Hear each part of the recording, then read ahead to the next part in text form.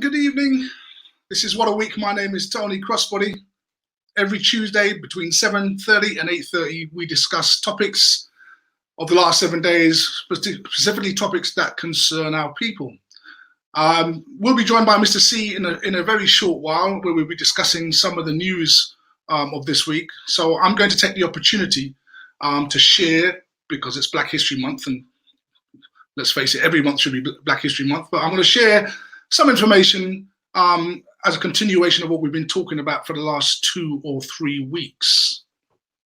If you've missed some of the Black History talks that we've had, you can go back into YouTube and medianet.tv, where you can see some of the subjects we were discussing. Last week, we discussed the idea that some of you, Black people, are not descendants of African slaves.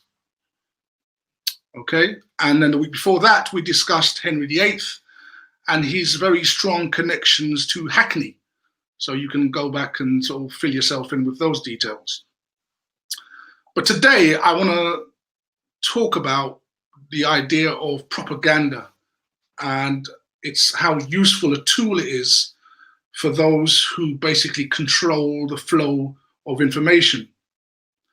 You see, history is really told by the conquerors to the captives. And whatever we're told, particularly through the education system, is basically what we end up believing. The education system that teaches us is bolstered by the media, who make movies and documentaries about these historical characters that cement in our minds what we are to believe is true.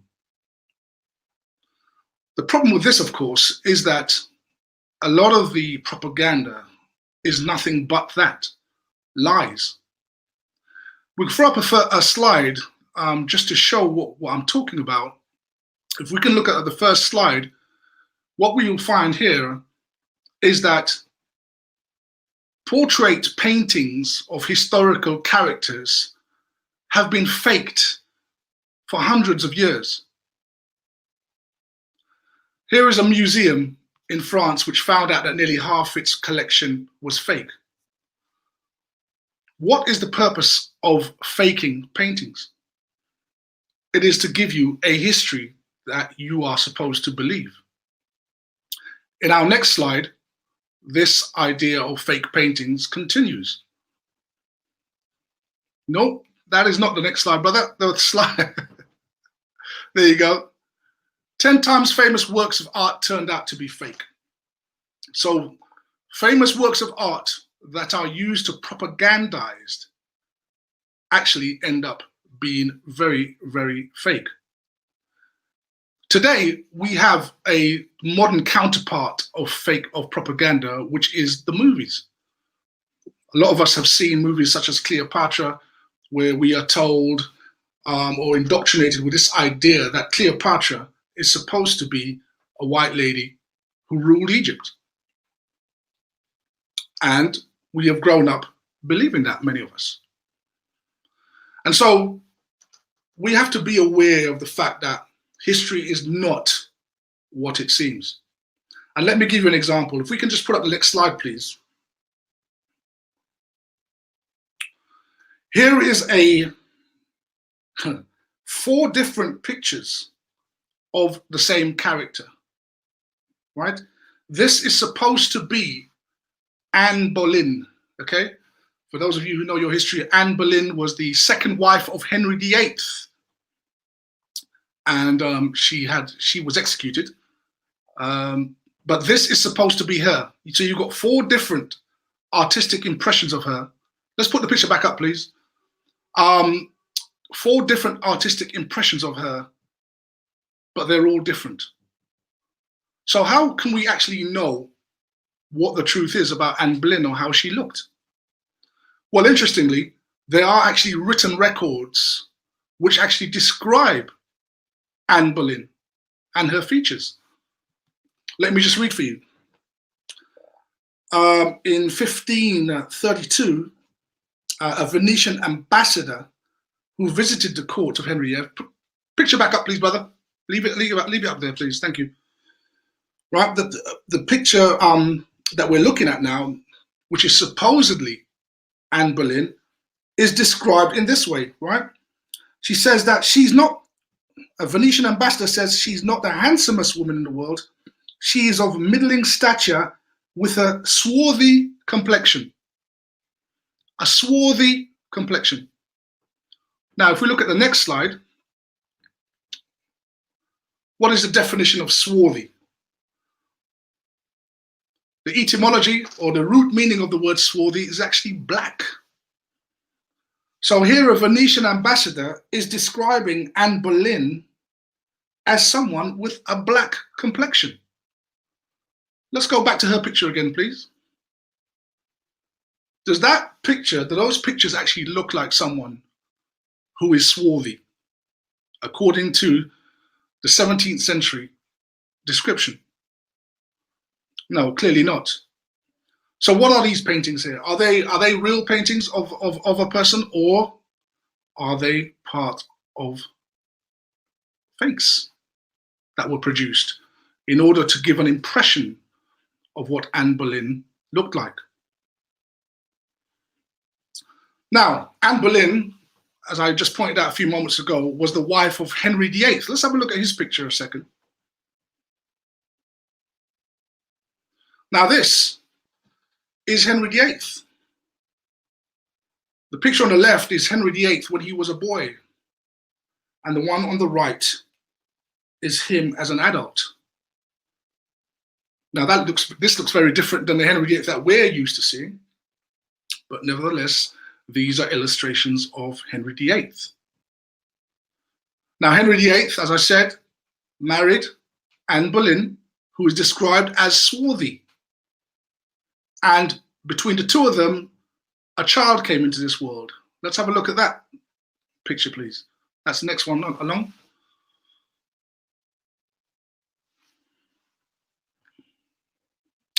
So that was Anne Boleyn. Go on, carry on. Next one. Nope, that's not the one, brother. That's the one with, that's it. There you go. So if you look at this picture here, on the right-hand side, we have King Henry VIII, and at the top, Anne Boleyn. And they had a child called Queen Elizabeth I. Ooh, Queen Elizabeth I. So we have a king of color. We have a woman described as being swarthy or black.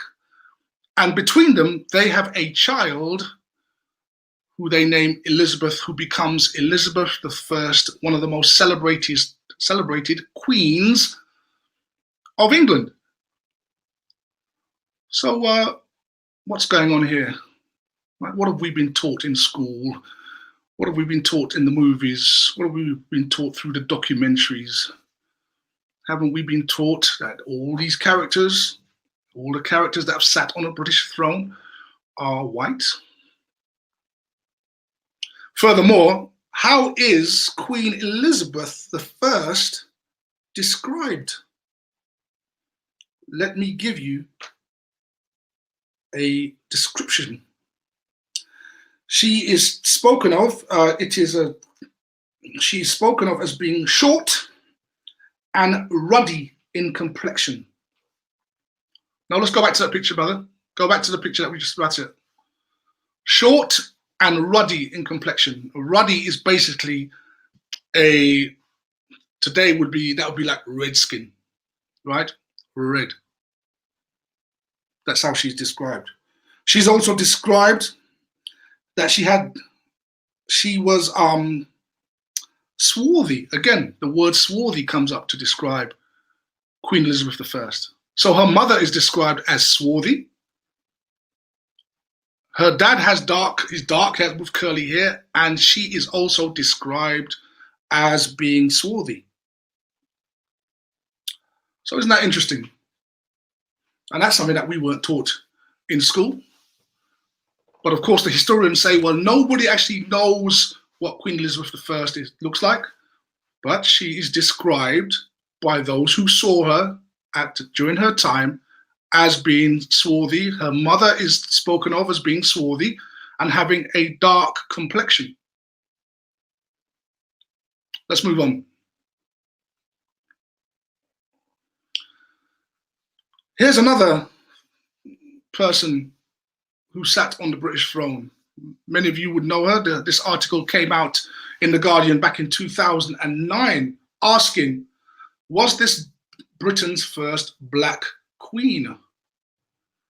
This is Charlotte, Queen Charlotte, the wife of George III. She was Queen of England between 1801 and 1818. And it's very interesting when you look at these types of articles, but because they always question, the interesting thing about it is that when they can't deny that this is a person of color, they always resort to saying, oh, well, it's because they had African ancestry. Now, why that? Why do viewers, historians often say that? They have African ancestry because in your mind, you're only supposed to associate black people with Africa. That is where all black people live, Africa. They're nowhere else. You see, everywhere else in the world is inhabited by whites. So when you see someone in Europe that's black, then what you find is they tell you that she has African descent. But her roots, interestingly, are from Germany. She has German roots. Next slide. And this lady here is actually the granddaughter. This is Queen Victoria. This is actually the granddaughter of Queen Charlotte. Let's go back to Charlotte, please. Let's go back. No, Charlotte, the Guardian article. The Guardian. There you go. Evening, Mr. C. Evening all. Yeah. So this is Queen Charlotte, married to George III, was the Queen of England. And her granddaughter is Queen Victoria. Next picture, please. Amazing stuff. Next slide. Now look at this picture of Queen Victoria. Does she look purely white to you? Sometimes it depends on, you could look at certain photographs and pictures, but she looked like she come from she looked like she come from St. Elizabeth. More than Queen Elizabeth. Yeah. Right. Yeah. You see, black people can look at other black people and can see black in them, right? You can look at a person, no matter how white they look, you can look at some of their features and say, no, you got black in you somewhere. We just saw that she is the granddaughter, right? She is the granddaughter of Charlotte, Queen Charlotte. Okay? Now I want to show you another picture of Queen Victoria. Let's move on. Amazing, mate. They've whitewashed their history as well. Now look at this picture. Can you, Mr. C, what jumps out at you in this picture? Can you say the lady in the back who's saying, who's looking, saying, "Is that chicken I can smell?" Right. Now in this picture, the lady sitting down in front of her is actually Queen Victoria. Who looks like in that picture, right? But who is this black woman in the back with the hat on? Yeah. That, ladies and gentlemen, is a lady known as Princess Victoria. No way. Of Prussia. She is Queen Victoria's granddaughter. Wow. Where did Queen Victoria get the black genes to pass on to this granddaughter that we're looking at in the picture? Wow. This picture was taken apparently at Balmoral Castle. I think it was 1881. We have another picture of her, which is actually even better. Let's move on to the next slide, please, brother. There she is. No. That's a black woman. This is Queen Victoria's granddaughter. I've seen her in the Royal Lounge. Probably. Someone who looks just like her, right? Yeah. And the thing about her, what's interesting about her is that she is the daughter, right? Her father is the emperor of what was known as Prussia, not Russia, Prussia. Prussia is basically where Germany and Poland now sit. Okay. She is the daughter of the emperor of Prussia. And what was that cat's name? Oh, goodness me, now you got me. I lost it. Don't worry, man. We just concentrate on her. She's the most important thing. Right. The thing about her and all these other characters that I'm trying to point out to everyone listening is this idea that black people have never been just limited to Africa. They have not been limited to Africa. They have been all over Europe. Last week, we saw how the original people of these islands, scientists pointed out that they were black. Cheddar Man. That his existence on these islands dated from 7,100 BC. Long before the Angles, Saxons, Jutes, and all these other characters came to Britain. So let's put that picture back up again, please, brother. So this lady is actually of indigenous German descent. Right? So that means so the original Germans we're saying now are. There you go. And her grandmother, right? So in other words, her mother's mother somehow managed to make her turn black. Right? She looked very stylish there, I must admit, man. You could see that she yeah, bro. She got it going on, that princess. Yeah. Oh yeah. She was called they called her Young Vicky. Young Vicky. Yeah, because she was named after Queen Victoria. Her mother was also named Victoria, and so she was named Victoria as well. I'll tell you what, it's a shame that picture's in black and white, because I'm sure if it was in color, you would see the different colors that she had in her hair as well. Because that even looked like a kind of look back at it. That, come on, who's doing their hair like that? It's only a black woman's doing their hair like that, bro. And she got all the Coca-Cola bottle shape as well. What? Unfortunately, her life it was quite a sad one, quite kind of tragically. So it was pretty sad. But she had a lot of family support, and it just begs the question. I mean, what's going on here? Why whenever we hear German, Spanish, Polish, we automatically default to a setting of white, that these are white people. Let's have a look at the next slide, please. I'm loving this journey, Tony. Right. So whose heirloom is this? Right. So this is a crest, okay, of a particular place in Germany called Coburg. Right? Okay. So what has Coburg, or what has Germany got to do with black people? If there were never any black people there. Good question. This crest goes back to the 1500s. Let's look at the next slide just to confirm where Coburg actually is. If you look at the actual map, you will see just north of Nuremberg and east of Frankfurt. It's a place called Coburg. And just west of Czechia, which is, is that Czechoslovakia now? Or is that what? Yeah. Right. So that is Coburg, and Coburg has a crest which has a black man on the front, and that crest goes back to about the 1500s. So again, maybe the whole way we're looking at history from a black perspective, we probably need to reassess it, because a lot of what we believe about Europe is really what we've been indoctrinated with. Wow. And man. The idea that somehow black people sitting on the thrones of Europe is something so far-fetched. Actually, it's not.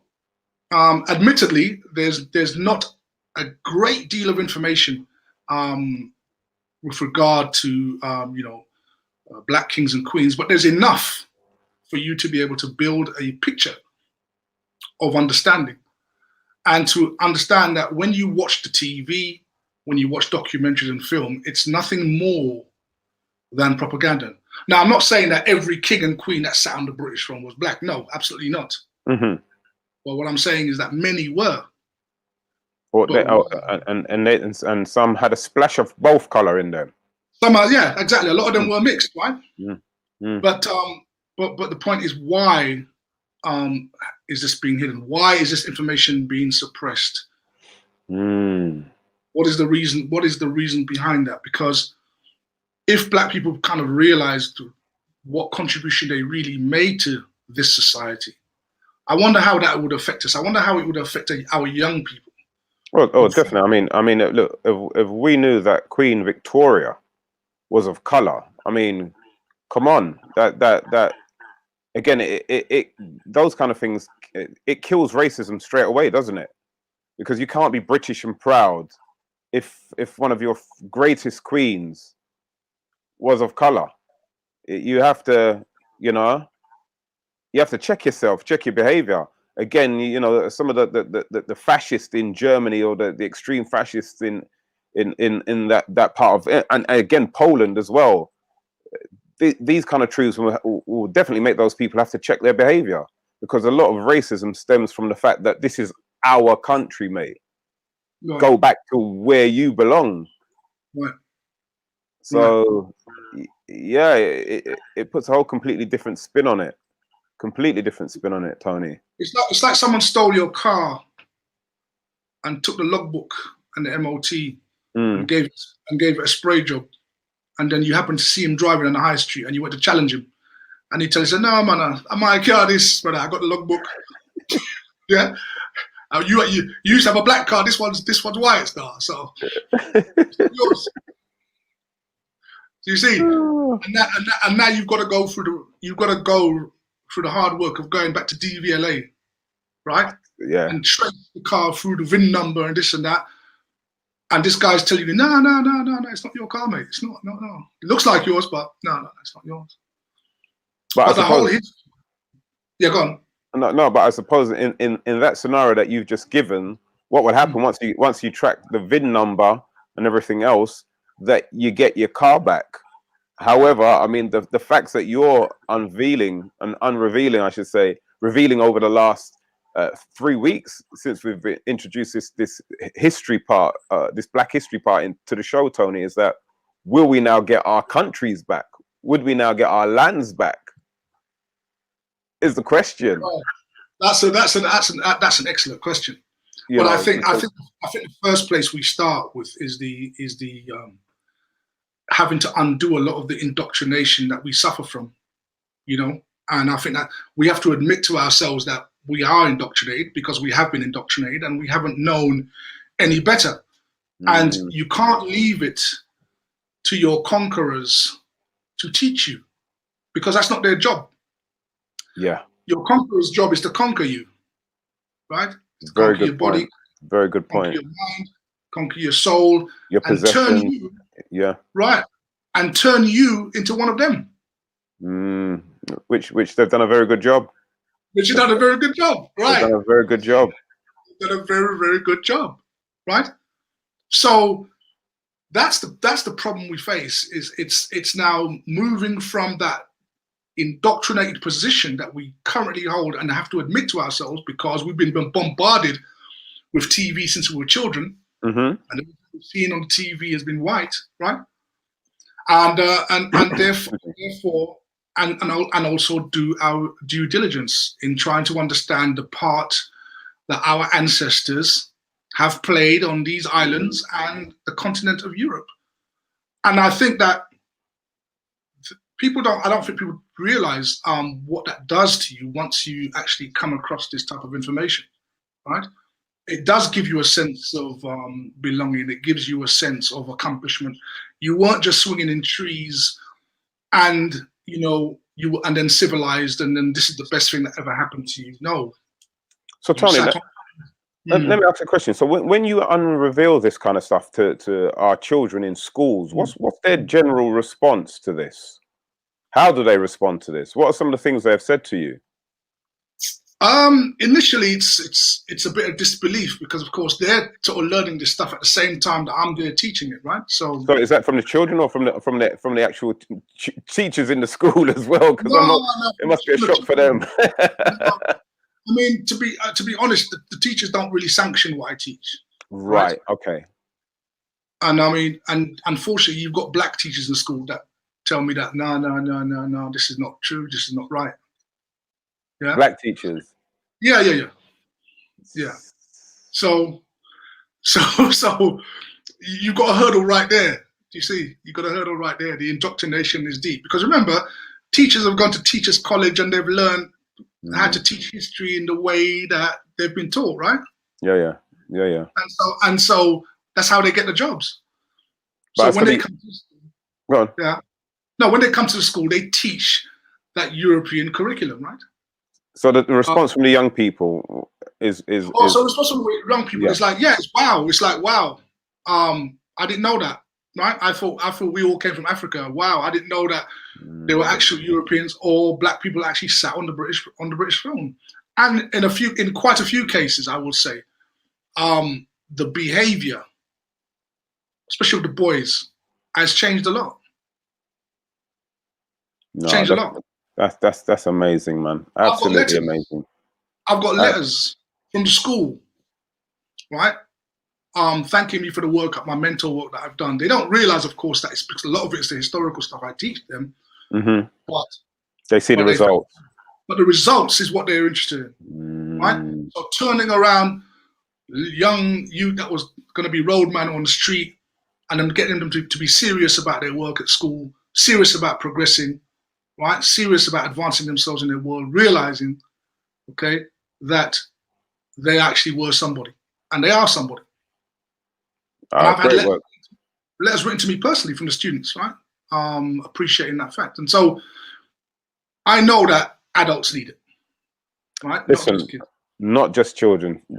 Absolutely 100%. Tony, man, that's another nutshell. I mean, like, what you dropped about Anne Boleyn as well, because, you know, she's a character we've heard about from since we were so young, and to know that she was a woman of color, absolutely mind-blowing, bruv. Mind-blowing. You're dropping some nuggets here, so thank you so much for that. Welcome each and all. Apologies for my late arrival, but anybody who's used an iMac or a MacBook will tell you about when you get that dreaded balloon just spinning. It's like the Doomsday Man has appeared. What's that film? Where you can't escape death. What's that film called? Oh gosh, and you go on the roller coaster and everybody died apart from you, and then death is chasing you. Oh gosh, I forgot the name of the film, man. It will come to me later, but it's like that with my MacBook. It's probably on its last days, ladies and gentlemen. So it decided it didn't want to load up. So apologies for that. So, you know, welcome. What a week. Tony's kicked off with his history lesson once again. So let's give him a round of applause for that. Big up yourself. I'm gonna have to call you Tony X Crossbody. Not as in X-Man, but as in, you know what I mean? Malcolm X, man. Absolutely brilliant. But you know, Tony, I think that leads us rightly into our next item, which is the amount of black programs, the amount of black people I'm seeing on TV in this month is absolutely mind-blowing. Absolutely mind-blowing. I mean, again, those of you who are watching on either YouTube or live StreamYard, Facebook, YouTube, please let us know what programs have you been seeing on TV this month, which has just absolutely blown your mind, taking your breath away. You thought was a breath of fresh air. Drop some comments and let us know what you've been watching as well. Any standout programs for yourself, Tony? I've been watching that Enslaved with Samuel L. Jackson. Samuel L. Jackson. I didn't manage to catch it this week. So again, the first episode was all about a people stolen, I believe it was. So right, that's right. Yeah. Talk us through what you saw, please, Tony. Well, it was looking at the history of slavery from some different viewpoints. So you had Samuel L. Jackson along with a lady who's very good at Black History, Afua Hirsch. You would have seen her. Yep, Afua, yeah, man, fantastic, fantastic. So they were traveling to Ghana and they looked at the forts and stuff like that. And she also was interviewing a lady in Bristol about the ships, how the ships were designed. And then that sort of juxtaposed with another scene which showed divers looking at wrecks, slave ships that went down and trying to find artifacts and stuff like that. Wow. It was very engaging. I mean, the first series, it was pretty. I said okay, but the actual second episode, which is about Suriname, which we never really hear about. Suriname is right next to Ghana. Yeah. And never really hear about what happened there. But a lot of the programs were sort of dedicated to the experiences of those who were taken to Suriname because they were Dutch, right? So their motherland is exactly. I mean, that's the first time I even knew of Suriname is when I went to Amsterdam for the first time. Because again, being brought up in the UK, you do believe that everybody's either from Africa or the Caribbean. Right. And you've heard of most of the Caribbean islands and most of the African countries. So when I went to Amsterdam, I just assumed that these Dutch people there were either from the Caribbean, I'm talking Jamaica, Barbados, St. Lucia, or I just thought they were from parts of Africa. And then again, when I heard that they had this own land, I was like, well, you're from where? And it was like, and it was like, I tried to look for that experience or that story, and I had no history of it, had no conversations of it. So that's interesting that they actually looked at that particular part of the world and shared their story. So anything you learned from as regards to Surinamese people? Well, I mean, the experience that they had is pretty much the same as all over the Caribbean, and it just sort of highlighted some of the tragedies of how they let ships go down with the slaves in them, and that sort of stuff. Yeah, rather than be captured. The sort of sailors took the lifeboats and let the ship go down with hundreds of slaves inside, and so they tried to locate where the ship would have gone down and to see if they could get some artifacts. So, yeah, it was interesting from that point of view. Anything else caught your eye this week? What else? I did watch the show you recommended. What's the one with Jimmy Akingbola? What's the Sorry, I don't know. Sorry, I didn't know. Sorry, I didn't know. It's on tonight. Yeah, it's an entertaining show. Very, very entertaining. Some funny bits and some history bits dropped in there as well. To be honest with you. They mentioned Cheddar Man as well. Good stuff. Which and then there was a show that stuck out. What was that show? Oh goodness me! What was Alison? Yeah. Very good show. Very good show. Alison Hammond. Alison Hammond, talking about the Roman Emperor, the Black Roman Emperors. Listen, fantastic, man. One of the shows what I saw this week, it was about a program that I've been meaning to see for years, and I didn't even realize it was the BBC who had made it. It was again, it was a Teddy Pendergrass story. That was a great show, bro. Oh my days, that was a great show. What a program. Those of you who did not see that program, please go back on BBC iPlayer, and I forgot the title. If you don't know me by now, is that the title? Yeah, something like that. The story of the late great Teddy Pendergrass, who again started his career with Harold Melvin and the Blue Notes, and oh my gosh, what an absolute superstar and visionary that man was, and it just goes to show as well what you're saying, Tony, as regards to how the media can be used to portray something which is not the truth and make you believe it. Because when I was growing up, a lot of the guys, especially who I played football with, who were like 5 or 7 years older than me, they would speak of Teddy Pendergrass all the time, and I wasn't familiar with his songs as such. I couldn't appreciate his songs as much as they could. They could take his tunes and actually play them to their partners and enjoy the full context of what Teddy was singing about. Whereas for me, it didn't mean anything. Mm. And then later on in life, I grew to appreciate his music. But then when I heard what happened to him in the accident and the story of that he was with some man woman, of how it was portrayed in the press at the time, I lost a lot of respect for him. I was like, oh no, they were them, you know, because times were different than how they are now. So, but you know, the watching that documentary and hearing some of what people were saying, you could see how the media was very much against him, and how you know even his own record company, the treatment was. Anyway, I don't want to tell. You got to watch it to find out what I'm talking about. But that was one of my favorites. I saw as well.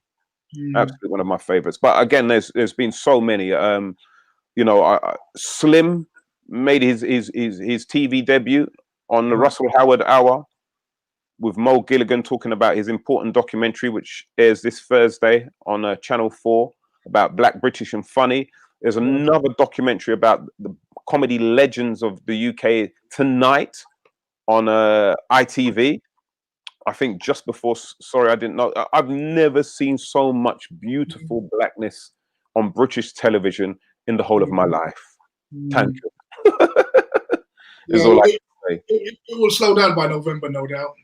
Well, this is the thing, Tony. I mean, how do we, as people of color, and have you got any ideas, ladies and gentlemen watching? Let us know. How can we encourage the networks to continue with this? I'm not sure that you can. I think they've kind of, how do I say this, given you the grace, right, to whinge for 30 days of the month or 31 days without them saying anything, you know, because they don't like to hear it, right? It's not, it's not their favorite subject, right? Yes. I mean, black people are unofficially, we have a gagging order on us, right? So the gagging order says you are not to talk about slavery or the cruelty of the European in front of us. Do it in your own safe spaces. Do it on your WhatsApp. Do it on your show. But don't do it in front of us. We don't want to hear it. That's hate speech. That's racist. And that's divisive. So they give you 30 days or 31 days because they know you got a let off steam, right? So the idea that they're going to give you 12 months of the year, you know, no, because the rest of the 11 months they got to shoot you in it. They got to shoot you, beat you up, and the rest of it. So they ain't got time to be giving you 12 months a year for you to remind them, right? Well, I'm enjoying it. I mean, I even saw Angie Lamar and Loose Women today. It was just, oh my gosh. And the way how they introduced her, they called her a comedy legend, 30 years in show. You know, it was like, well, hold on. If you know this about Angie, how comes? Yeah, why is it taking so long for these people to end up on mainstream TV? And again, you know, it's virtue signaling, isn't it? Virtue signaling. We know your struggle. You know, we know what you're going through for October, right? November the 1st, back to normal. Oh dear, man. But yeah, but you know, we've as I said, we've seen some wonderful programs this month. It's still continuing. As we said. So tonight, sorry, I didn't know. Episode 2. Judy Love, Chizzy Akadulu, Jimmy Akambola, alongside Paul Chowdhury, and I think even Russell Kane is on this one as well. One of the UK's finest comics as well. Russell Kane is on this one. Nathan Caton and AJ, I've forgotten her surname. A wonderful young lady by the name of AJ is on tonight. But we've had some sadness as well this week. Some of our greats in music have passed away. We start off with, of course, the legend himself, Bunny Striker Lee, ladies and gentlemen. There we go. Bunny Striker Lee. What can we say? Born 1941 in Jamaica. This guy here changed up Jamaican music in such a big way. Tony, are you familiar with Bunny Striker Lee? Absolutely, my brother. Absolutely. He did. He changed the landscape of Jamaican music. I think he started in the late 60s with the Rocksteady era. And then basically produced a number of hit songs, including Cherry O Baby by Eric Donaldson. Oh, Came through to the 70s, the very early 70s. He was there at the inception of dub music with King Tubby's, where they basically used to take the B side of a song and then just version the hell out of it. Of course. Dub that was music the first time that was done. Yep. Yeah.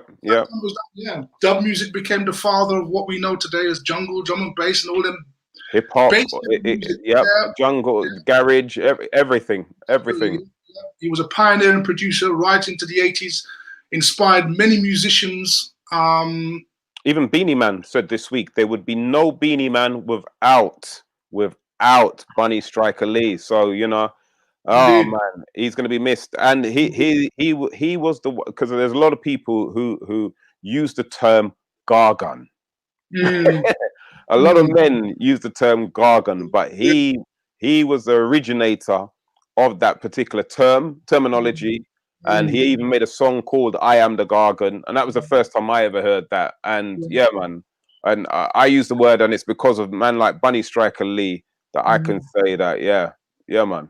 Yeah, he's right up there with Coxsone. He has a very, very large body of work that would take hours for you to actually go through. So yeah.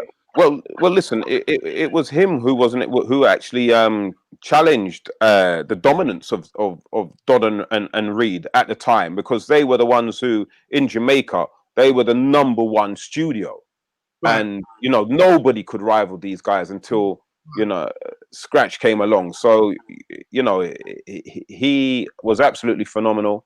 There's a load of, as you said, Tony, a load of artists who owe it to the legendary Bunny Striker Lee. I think we've got a little clip of a story of him. You need to check this out on YouTube. We've got a little clip there. Let's play this little clip of Bunny Striker Lee.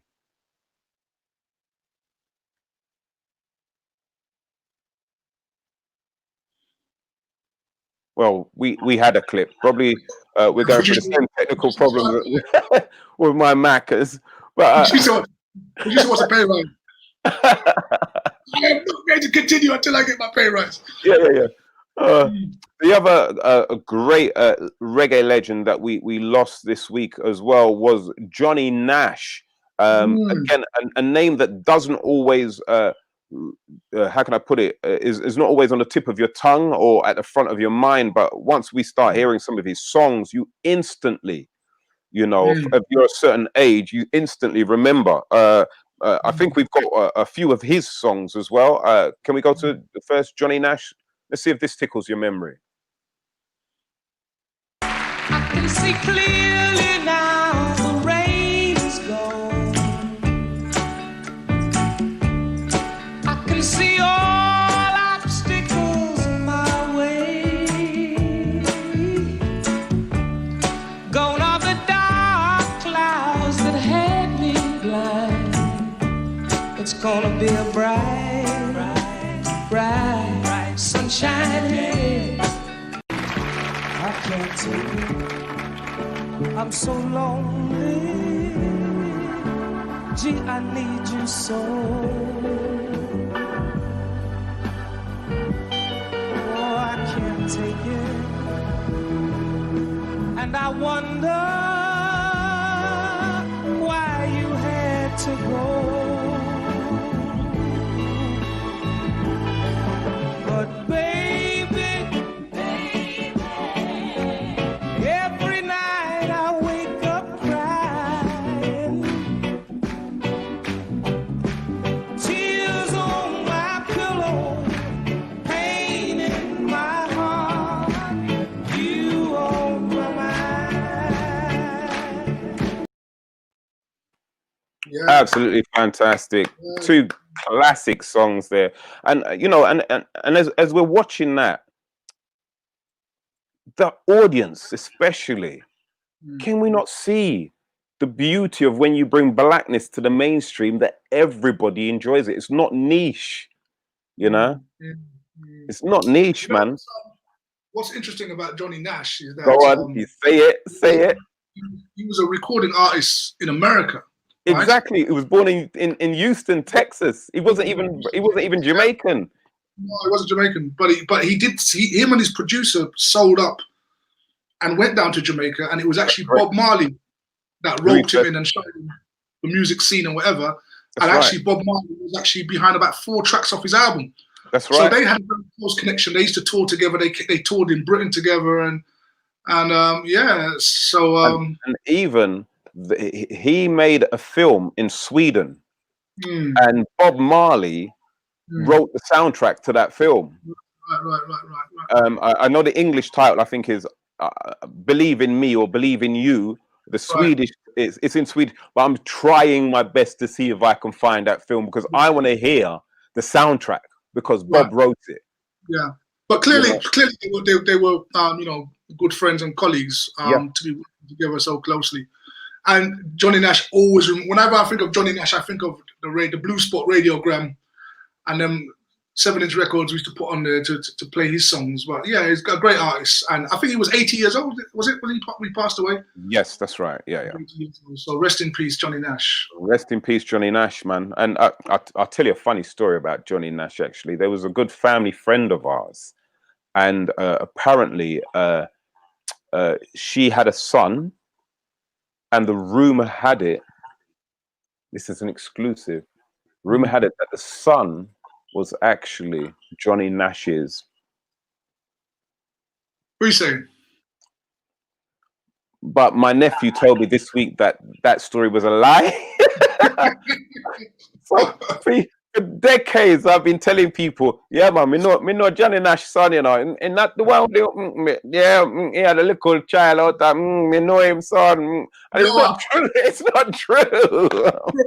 I believe it all these years. I thought you were going to reveal that it was you. No, listen, no. If it was me, Johnny Nash would have passed a long time ago, because my father would have seen to that. My dad don't play them games. The way you were telling the story, I was waiting for a punchline. I thought, oh, Father have mercy. But that's what I'm saying. So people, be careful with the rumors that you hear and that you spread. Find out the facts first. Don't be like the Europeans and start spreading propaganda. Oh dear. But also, we had some interesting things happening around the world. In America, the NFL player Derek Horry, he had a very interesting piece of attire. Let's have a look at this. Derek Henry, I should say.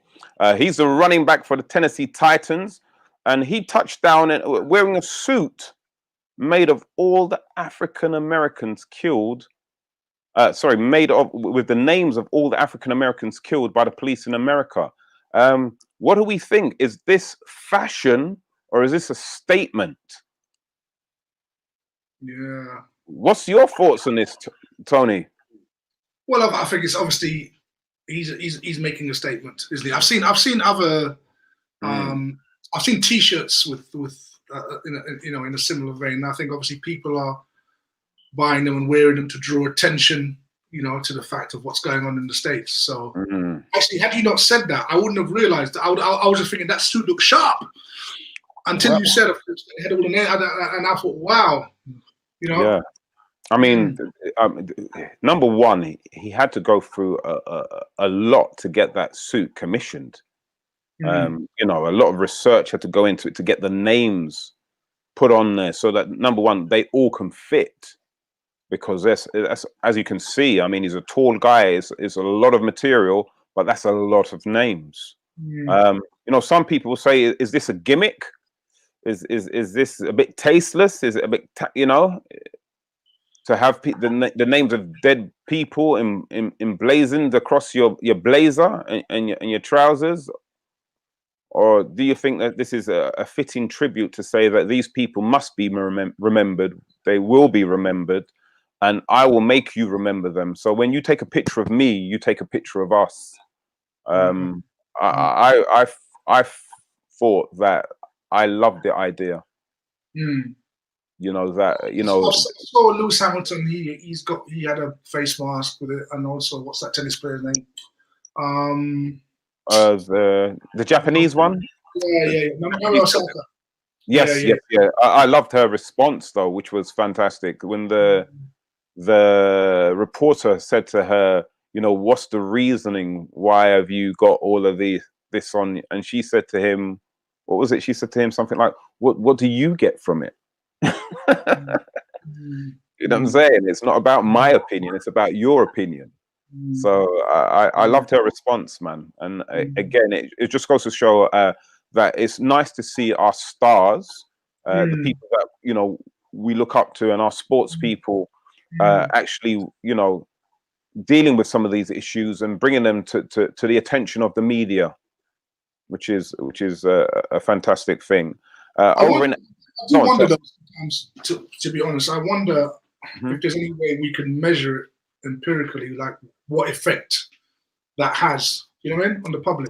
Yeah. Good point.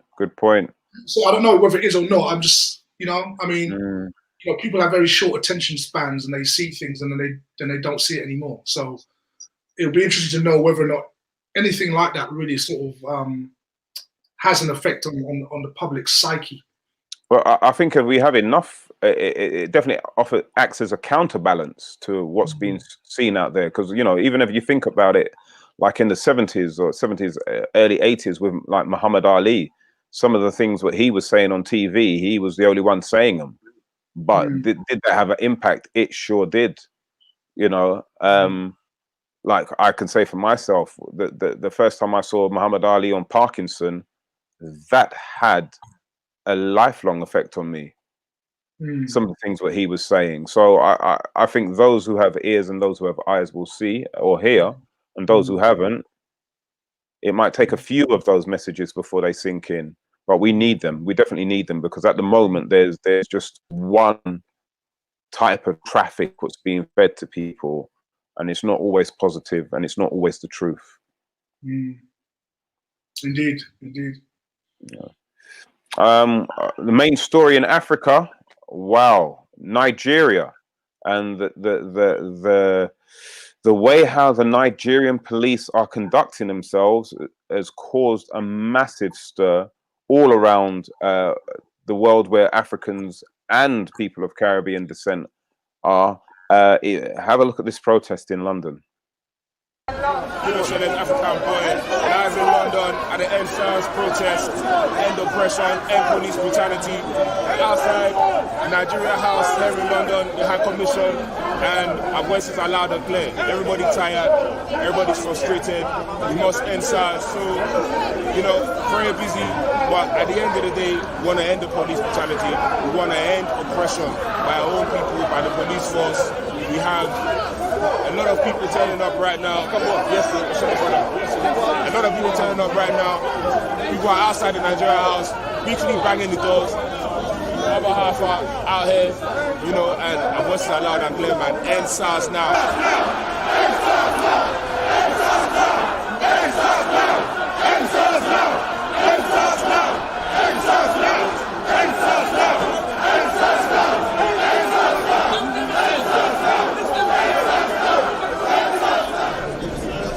Hi, good afternoon. I'm outside the High Commission, the Nigerian High Commission in London, in regards to SARS. In my humble opinion, the only way Nigeria can change is if a new political party emerges.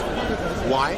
The political party has to transcend age, ethnicity and religion. Nigeria has 33 million plus young people. Between us, we can find 20 young people that's willing to bring change.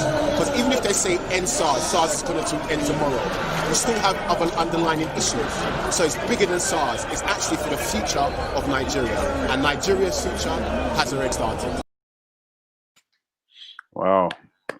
Eloquently spoken there by the young man. So SARS is the special anti-robbery squad in Nigeria. They are notorious for violence and also for extortion and various other forms of police brutality, taking the lives of Nigeria's young people without even a blink of the eye, literally.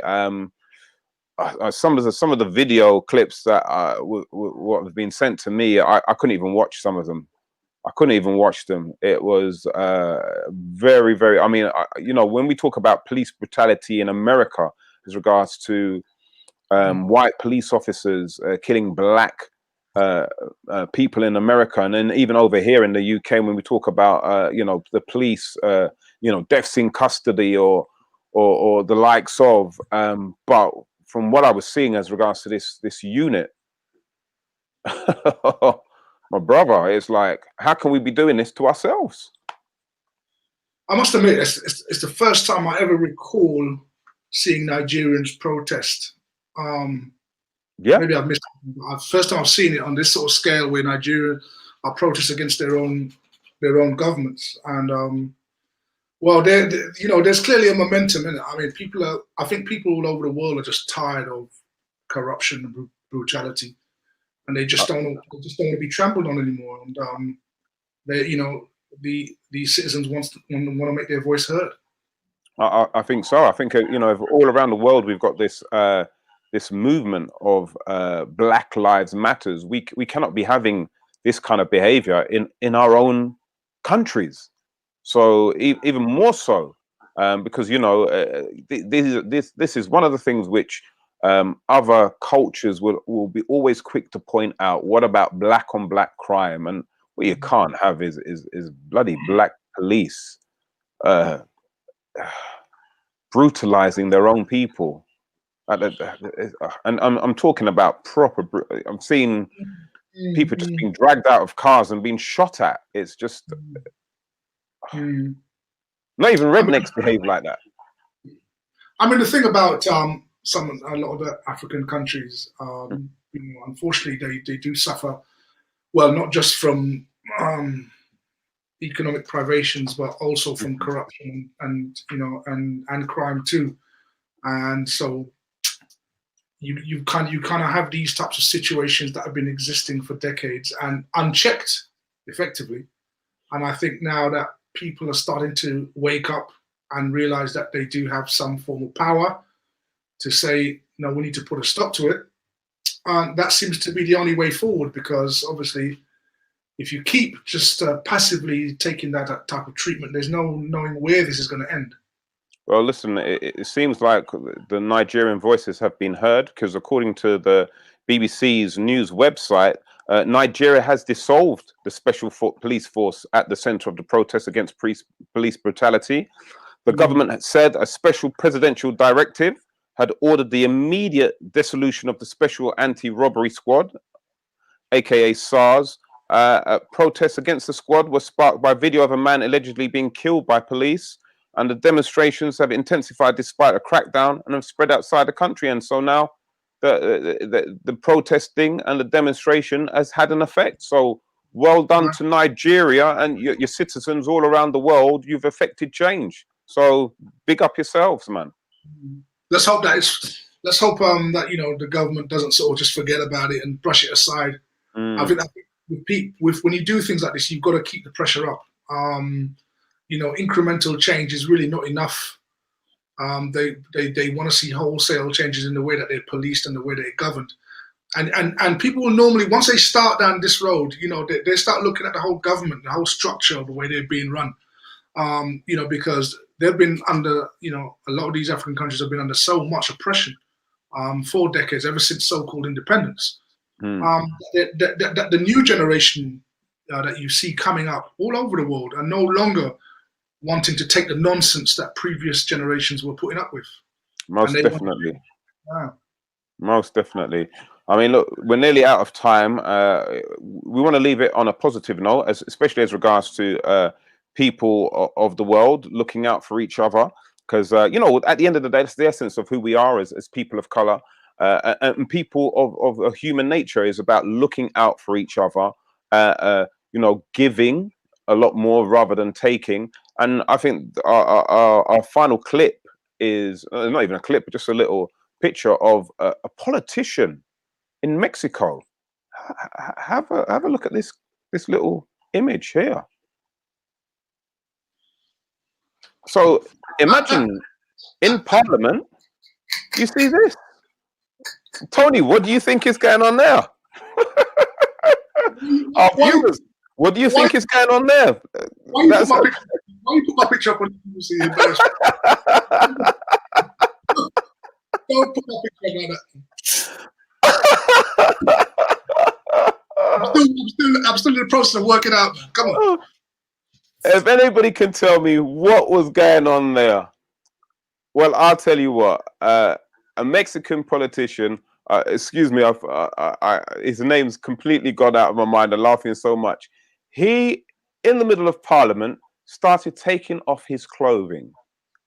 Other members of both parties, of all parties, I should say, were looking at him and thinking, "Eh, senor, what's going on? He's got el coco, el mato, eh? What's going on?" And the statement that he made next was that all of you here are looking at me, a naked man, near enough naked man, and making a big fuss about it. However, every day you walk past people who are near enough half naked, homeless, hungry, because of the corrupt policies where you've taken money from these people, these hardworking people, and made them homeless, made them lose their homes, their livelihoods. And you walk past these people every day and you say nothing and you do nothing. And that was his way of standing up for the people who had nothing, who had less than, and for people who just walked past them every day and didn't even give them a second bat of the eyelid. And I thought, wow, what a big statement to make.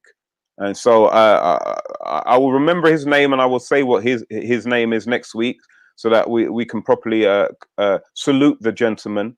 Wouldn't it be lovely if our MPs in Parliament would do a similar thing, Tony? Would you like to see any of our politicians? Which politicians would you like to see stripped down to their drawers in Parliament? I'm gonna have my dinner, man. I can't be entertaining those thoughts, bro. And those MPs will never do that because they're too busy counting their recently given pay rise. So, wouldn't you like to see Boris's? No. Just want to say a quick big up to far right Abina Yejide, who reminded me that yes, Frederick III was the German emperor, the father of Princess Victoria of Prussia. Thank you very much for that, sir. Wonderful, wonderful. And Shasha, nice to see you too. Okay, look, we're gonna wrap things up. We've got one more thing what we've got to celebrate, ladies and gentlemen. It's a happy birthday time for this young lady. Happy birthday to Hester Ford, who is the oldest living person in America. She turned 116. Wow. Wow. And that's proof now that black sure as don't crack. 116, Tony. Can you imagine the things that she's seen? Imagine. If you could live to a ripe old age, Tony, what would you go? What number would you hit? 980. Nine. You just don't want to see flying cars. You want to see people actually levitate. I want to see the future. I'd love to see the future. I tell you what, though, we can see the future next week, because next week, ladies and gentlemen, we are going to have a very special program. We're going to be talking about entrepreneurship. We're going to have some very special guests on. So any of you who are in a situation where redundancies might have been knocking on your door, and you're wondering what to do with your redundancy package, we're going to give you some little tips. Or for those of you who have got children who seem to be very active and that your school cannot cope with them, we might have some tips for you what you can be doing with some of your young children. So it's all about entrepreneurship. So please, if you're business minded, or even know anybody who's business minded, you need to check out next week's show. But for myself, Tony Crossbody, and all of us here at What a Week, we want to say thank you. For those of you watching on YouTube and all the other social media platforms, we thank you. For everybody who's involved in the comments, we thank you as well. Tony, final words? If you like the show, please share with your friends. Let everybody know that we're here. Until next week, take care. God bless. What a week.